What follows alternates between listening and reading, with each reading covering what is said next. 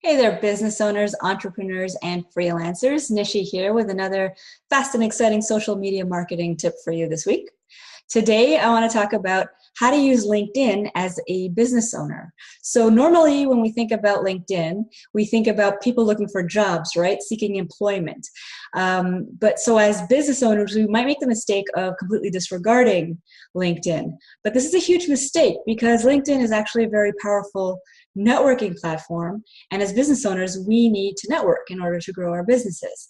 So the important thing, the key here is to present yourself as a business, not a potential employee on LinkedIn. And here are a couple of ways of how you can do that. Number one, you should be creating and uploading content to LinkedIn. And LinkedIn makes this very easy because they actually have a built-in blogging platform that you can use for free. So you can upload your own original articles and include pictures and videos and headlines and all of it. And these will appear in your stream and your followers' feeds, and it will also be archived under your profile. So this is a great way to bulk up your profile. And in these articles, you can answer popular questions that your target audience often asks, or just give relevant industry news. Whatever it takes to position yourself as a reliable and credible professional in your industry, and that's targeted to your target audience. So that's number one. Number two is you should be gathering testimonials.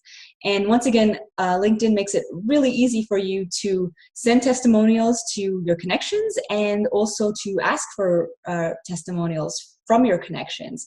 And you should make sure that these testimonials are relevant and they touch upon the points that you want your target audience to be interested in. So basically, they should be talking about products and services that you're currently offering. If it's been a long time that you've been gathering testimonials, like 3 or 4 or 8 years or something on LinkedIn, maybe your business has evolved a little bit, so your products and services might be different. So you want to make sure that your testimonials are current and addressing the kind of products and services that you want to offer today. Now, notice I'm talking about testimonials, not endorsements. Endorsements are when you just click on a job feature that somebody has that you like. That's not what I'm talking about. I'm talking about writing thoughtful, well-meaningful testimonials for each other so that you can build up your credibility on LinkedIn. And testimonials are great sales tools. So when someone's considering buying a product or service from you, if they see a whack of testimonials from people just like them, they're going to be more likely to want to purchase from you in the future.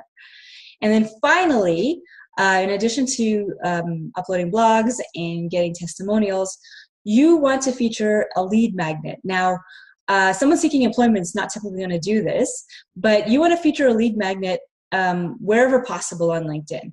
And that could be in your banner image, your background image. That could be in the summary section of your profile. Within your content that you're writing, what the articles that you're writing, you might want to end with a mention, a call to action to download your lead magnet. And the reason you want to do this is you want to offer more value to your potential market, to your target audience. And if you're really smart, you'll have it so that this lead magnet gathers people's email addresses, so now you can stay in touch with these people, not just on LinkedIn, but off LinkedIn as well, which is a really reliable, efficient way to stay in touch with everybody in your list. So that's it for today. I hope you found that useful. If you did, please subscribe.